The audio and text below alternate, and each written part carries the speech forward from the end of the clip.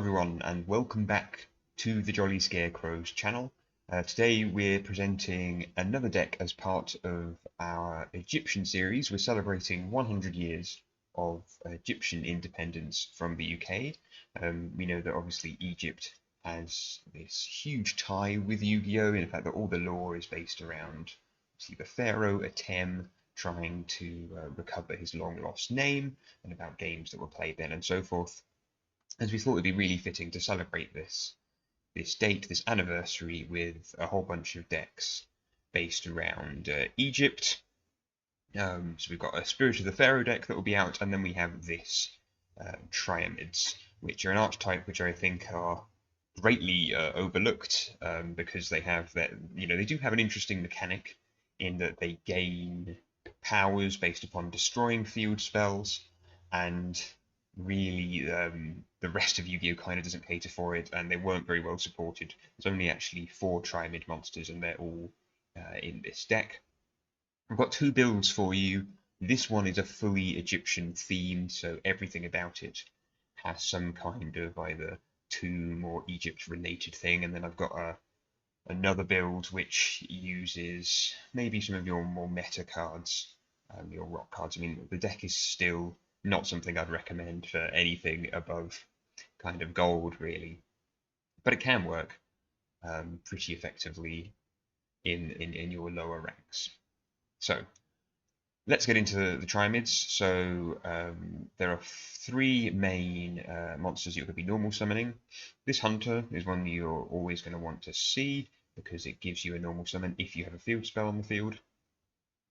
And the way to really think about the Triamids is to set them up and then do a lot of the plays on your opponent's turn, because that's when they all, with the exception of their boss, have this effect where you can target a Triamid field spell and replace it with another one from the deck.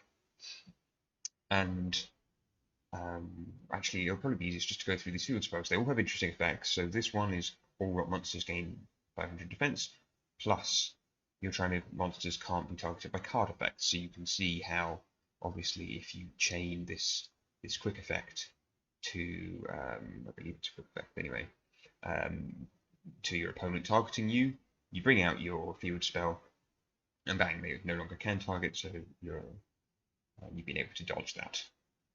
Cruiser, this is probably the one you want to go into your turn with because it lets you discard a card and draw a card.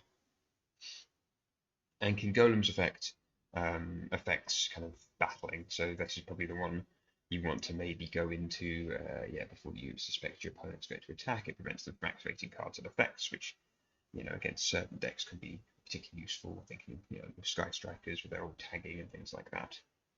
Plus, when each one of them is sent to the graveyard, they have an effect. This lets you special summon a Triamid. This one lets you search for a Triamid from your deck to your hand, and this one lets you recover one from the graveyard. So you can essentially just keep recycling these cards and eventually plow a whole bunch of them into the grave.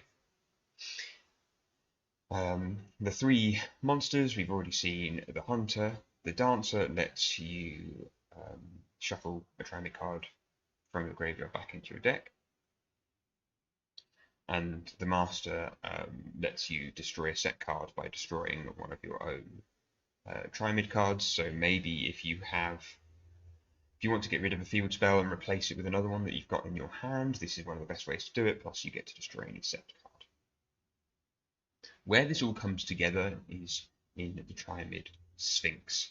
So it has to be summoned with a Triamid card, and there are various different ways you can do that, such as with this loading. So we're running at 3, obviously. If a rock monster at all is destroyed by battle or card effect, you get to special summon a Triamid from your deck. That's one of the key ways of summoning out something like the Sphinx. And yeah, its effect is that it gains 500 attack and defense for every field spell as long as you control another Triamid card. And all your opponent's monsters also have to attack it, but quite often they won't be stupid enough to do that. But yeah, as you can see, that's the reason why we're running a 60-card deck. And we're running a whole bunch of field spells, as well as things like the grass looks greener. There was some kind of vague narrative around the Nile beyond this, and also how Egypt's mostly a desert, so the grass will always look greener if you're looking elsewhere. But its main purpose is obviously to get rid of as many cards from your deck as possible, hoping there's a whole bunch of these field spells in there. That's why we're running 3 Demise of the land as well. You always want to have a field spell out. And you want to eventually get as many as you can in the grave. So yeah, to power up the Sphinx. The rest of the deck is kind of designed to service that in some way. So we've got Miracle Rupture, which will be used to send Revival Golem. Thought there was a vague sense of this, of trying to make it so you'd use kind of your Adamanticators would be investigating tombs, and that's where they'd find things like the Revival Golem and the Sentries of Stone. Trying to think of it, a bit like the Mummy or something, or these people going to prospect and see if they can find some hidden tombs. That's why we've got our traps, things like Needle Sealing, Judgment of Anubis in there as well. So they will add to it. Triamids have their own special trap card, which is okay. You can banish 2 rocks or field spells, and then you can either destroy a card, special summon any rock that you have, or a little bit of recycling. We'll try and avoid doing that really though, because you want field spells in the grave to use for the Sphinx. We're running 3 copies of Obelisk the Tormentor, because the original premise of this deck was to have an Egyptian themed deck with Obelisk in it. We were thinking Gravekeepers, but actually they don't really work that way. They like to either set up a strong defense with floodgates, or use fusion spells to summon their new, whatever it is, spellcaster or that magician. And it didn't really focus on too much on swarming, whereas this deck does a little, in that with Triamid Hunter you get an extra normal summon. With Revival Golem and Sentry Soldier of Stone, you're bringing monsters to the table all the time.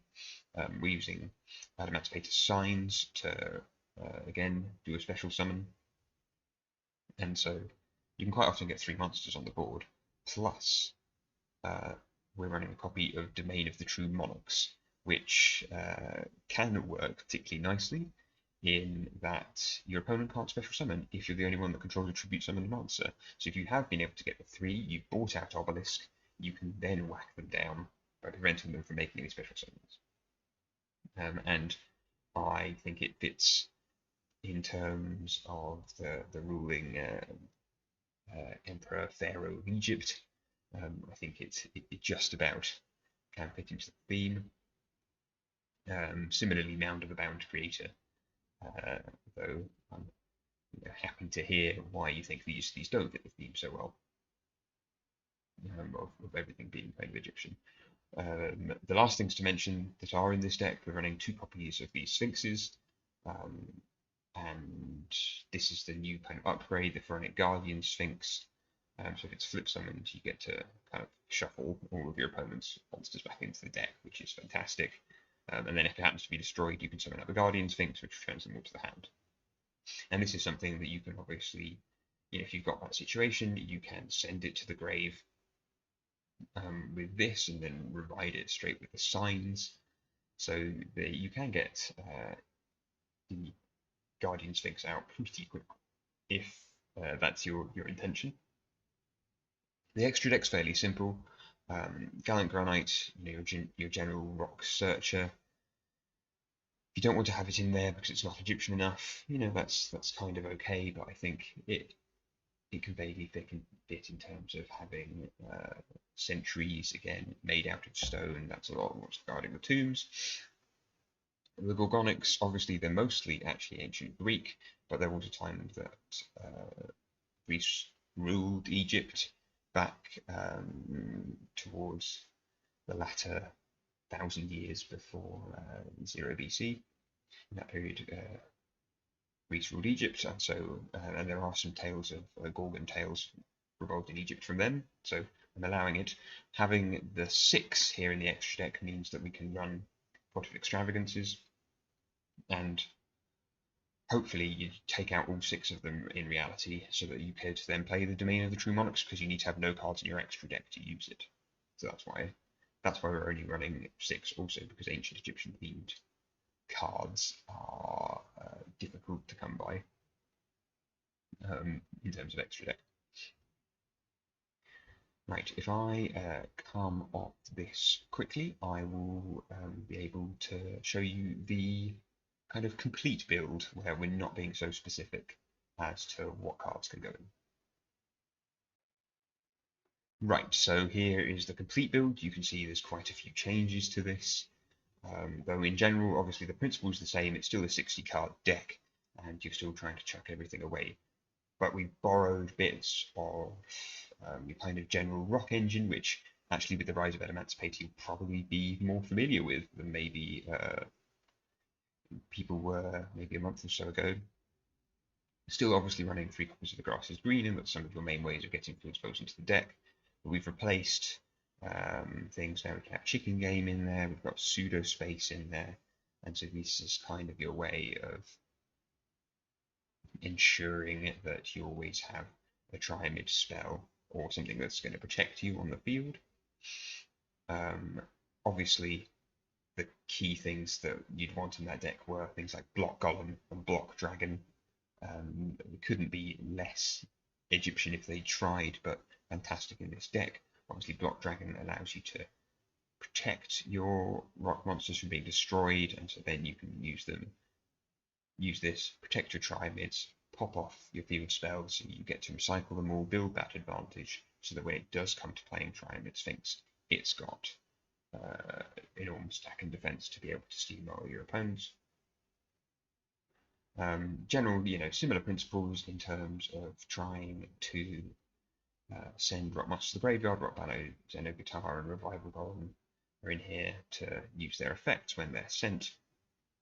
Same with Nemesis Keystone in terms of banishing. Gigentes works pretty well in that often you'll want your spell and traps to be destroyed so they can use their effects, plus it has that added capacity of getting rid of your opponent's cards.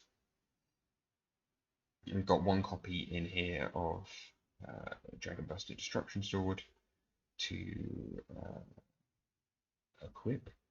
There was a reason for having this in here, and it's escaped me at this point in time, but I'm sure it exists. We can run, obviously we've got a lot of fossil cards in here now. You can use things like Flint Cragger to easily, basically, kind of manipulate your field to be able to bring out some of these fossil cards incredibly regularly, combined with Fossil Fusion. Bosses, we've only got obviously the Gaia Plate is in here, which you can special summon pretty much all the time, and Nibiru, which obviously you can search with the copy of Galant Granite.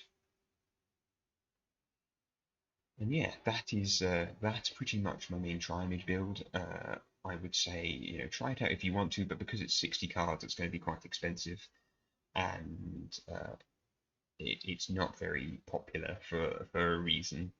So my advice would be maybe try it off Master Duel, and then if you really like it, maybe go in from there. Right, that's all for the Triamids. We'll see you for another deck video on Jolly Scarecrows in the near future.